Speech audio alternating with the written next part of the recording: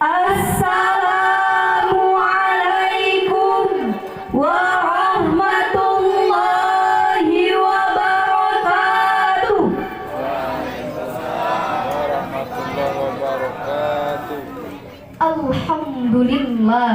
Alhamdulillahi rabbil alamin. Wassalatu wassalamu ala asyrafil anbiya'i wal mursalin Sayyidina wa nabiyyina Muhammad wa ala alihi wa ashabihi ajma'in. Amma ba'd. Yang kami hormati Ibu Lurah Kelurahan Simpang Kanan atau yang mewakili. Yang kami hormati pengurus Mushola Al-Fatah beserta jajarannya. Yang kami hormati Al-Ustadz Bagus Fadila Putra dan hadirin calon penghuni syurga. Dalam mukaddimah konvensi hak-hak anak yang disetujui oleh PBB tanggal 20 November 1989 menimbang bahwa seorang anak sepenuhnya harus dipersiapkan untuk menjalani kehidupan sebagai pribadi dalam suatu masyarakat, sehingga harus dibesarkan dalam semangat cita-cita yang telah diproklamirkan pada piagam PBB. Maksudnya hadirin, setiap bangsa telah menaruh perhatian intens terhadap anak dan pendidikannya, karena pembahasan mengenai anak merupakan problematika urgen dan harus menjadi prioritas. Pendidikan anak telah menjadi topik diskusi para pakar pemikir Islam beberapa abad silam, seperti Al-Ghazali, Al-Qabisi, Ibnu Sina dan lainnya. Juga menjadi diskusi para pakar pendidikan barat seperti John Amos Comenius, Jean-Jacques Rousseau dan pakar-pakar lainnya yang meskipun berbeda pola pikir tetapi memiliki kesamaan dalam perhatian mereka terhadap anak. Mengapa demikian? Karena persoalan moralitas adalah problema yang selalu up to date, tak lekang oleh waktu, tak lapuk oleh zaman. Dan persoalan perilaku adalah komponen yang tidak lepas dari generasi penerus. Tetapi hadirin, dekadensi moral telah menembus dinding usia ataupun kasta, sehingga bukan hanya anak-anak yang tidak beradab, orang tua pun tidak sedikit yang tidak beradab. Tidak hanya generasi muda yang suka melanggar norma, orang dewasa pun sering tak punya tata krama. Sehingga hadirin, kemerosotan akhlak telah meracuni kaum muda, kaum tua, tak peduli pria atau wanita, tak mengenal miskin ataupun kaya. Berbicara mengenai akhlak sebagai popular philosophy of morality seakan seperti trending topik yang tak pernah kunjung habis di kalangan akademisi, kalangan ilmuwan, kalangan juru dakwah, kalangan ulama, kalangan orang tua maupun kalangan masyarakat secara luas. Mengapa demikian? Karena kajian mengenai perilaku adalah pembahasan tentang kaidah kehidupan manusia, tentang aturan yang harus dijalani dan pedoman yang harus ditaati. Problematika perilaku manusia seperti tidak kunjung habis, Karena tidak sedikit orang kehilangan pikiran logis. di depan berwajah manis tapi hatinya dipenuhi hasrat iblis, sehingga tidak ragu berbuat bengis, hatinya tertawa walaupun matanya menangis.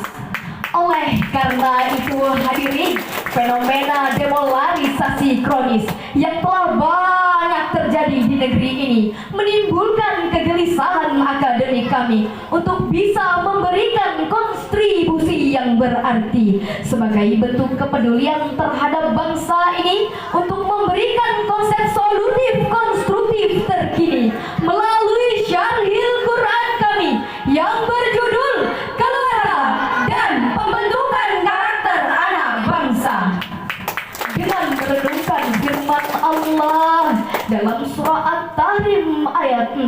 sebagai berikut. A'udzubillahiminasyaitonirrajim. Ayyuhalladzina amanu qu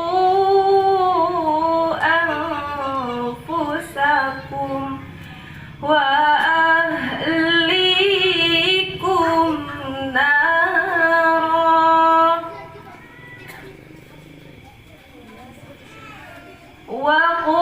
وقودها الناس والحجارة عليها ملائكة غلاظ شداد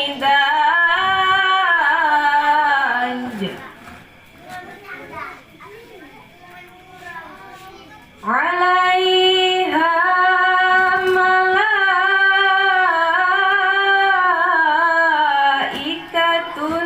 غلاظ شداد لا يعصون الله ما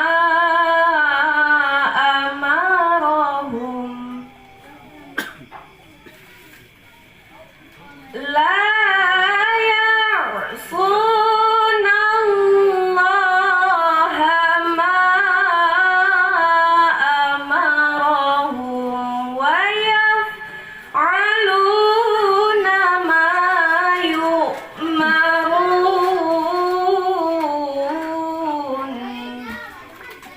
Aku berlindung kepada Allah dari godaan setan yang terkutuk dengan menyebut nama Allah yang Maha Pengasih, Maha Penyayang.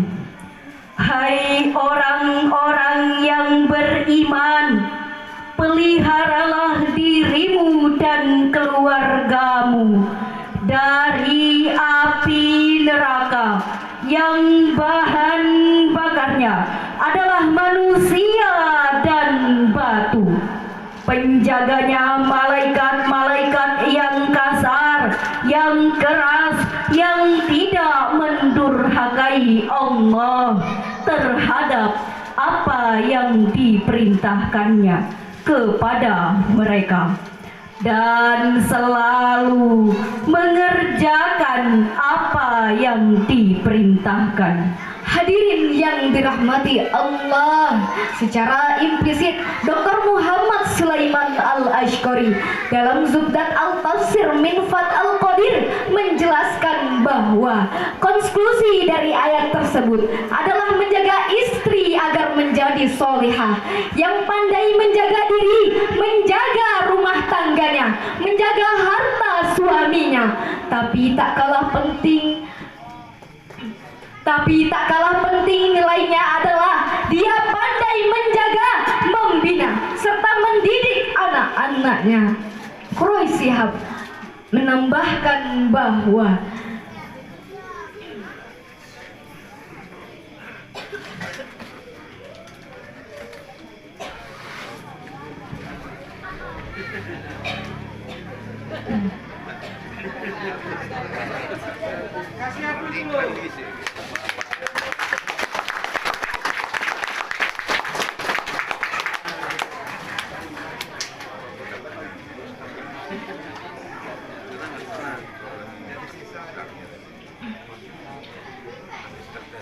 Quraish Shihab menambahkan bahwa pendidikan harus diawali dari rumah. Orang tua bertanggung jawab terhadap anaknya, dan pasangan suami istri bertanggung jawab terhadap perilaku masing-masing. Berkaitan dengan penjelasan tersebut, seorang anak tumbuh berdasarkan intensitas perhatian orang tuanya. Karena orang tua dan anak merupakan satu ikatan dalam jiwa. Meski berpisah raga, jiwa keduanya menjadi satu dalam ikatan. Dan ikatan ini ada dalam bentuk hubungan emosional dan tercermin dalam dan tercermin dalam perilaku anak. Demikian dituliskan oleh Syaiful Bahri Jamarah dalam bukunya Pola Komunikasi Orang Tua dan Anak dalam Keluarga halaman 27. Dapat dipahami bahwa maksud dari firman Allah dalam surah At-Tahrim ayat 6 tersebut menegaskan kepada setiap individu muslim untuk menjaga diri dan keluarganya, terlebih pada aspek pendidikan kepada istri maupun anak-anaknya. Seorang ayah yang mampu memberikan akulturasi agama kepada istri dan anaknya, dan seorang ibu yang pandai dalam mendidik anak-anaknya secara konseptual. Yang terpenting dalam pendidikan terhadap anak adalah pendidikan agama dan akhlak. Dalam konteks ini, setiap orang tua yang memenuhi kewajiban terhadap anaknya,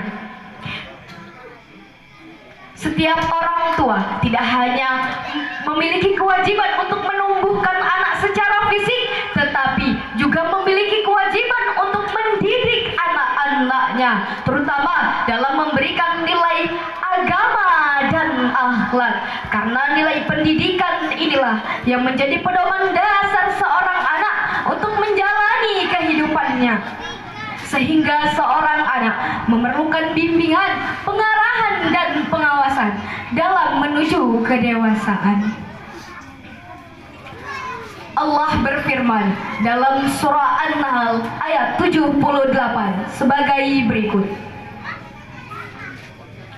Wallahu akhrajakum min butuni ummahatikum la ta'lamuna syai'an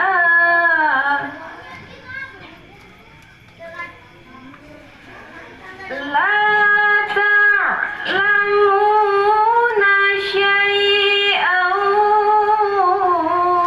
wa ja'ala lakumus sam'a wal absara wal afidah wa ja'ala lakumus sam'a wal absara wal afidata la'allakum tashkurun. Sadaqallahul azim. Dan Allah mengeluarkan kamu dari perut ibumu dalam keadaan tidak mengetahui sesuatu pun, dan Dia memberi kamu pendengaran, penglihatan, dan hati agar kamu bersyukur. Maha benar Allah dengan segala firman-Nya. Hadirin yang dirahmati Allah, Jalaluddin As-Suyuti dan Jalaluddin Al-Mahali dalam tafsir Jalalain menjelaskan bahwa jumlah kalimat la ta'lamuna syai'an berkedudukan menjadi hal keadaan atau kalimat keterangan, dan lafaz as-sam'a bermakna jamak sekalipun kalimatnya mufrad. Lebih lanjut dijelaskan bahwa seluruh indera penglihatan, pendengaran, dan hati adalah agar manusia bersyukur sehingga mau beriman. Quraisyah menambahkan dalam tafsir Al-Misbah bahwa pengetahuan manusia diperoleh melalui pendidikan manusiawi atau pendidikan. Dapat disimpulkan bahwa pendidikan memegang peranan penting dalam menentukan moral bangsa. Terakhir, mengutip hadis Nabi Sallallahu Alaihi Wasallam yang ditulis oleh Alauddin Ali Al-Muttaqi dalam kitabnya Min Hakul Waladi Alal Walidi Ayyuhassina Ismahu wa yuhassina adabahu. Salah satu kewajiban orang tua kepada anak adalah memberikan nama yang baik dan perbaikan tata krama. Hadis riwayat Ibnu Nujjar. Pada akhirnya kami menitipkan pesan 4M diuraikan sebagai berikut. Yang pertama, mari bersama kita berdoa. Mari membina keluarga harmonis, karena harmonisasi kondusif merupakan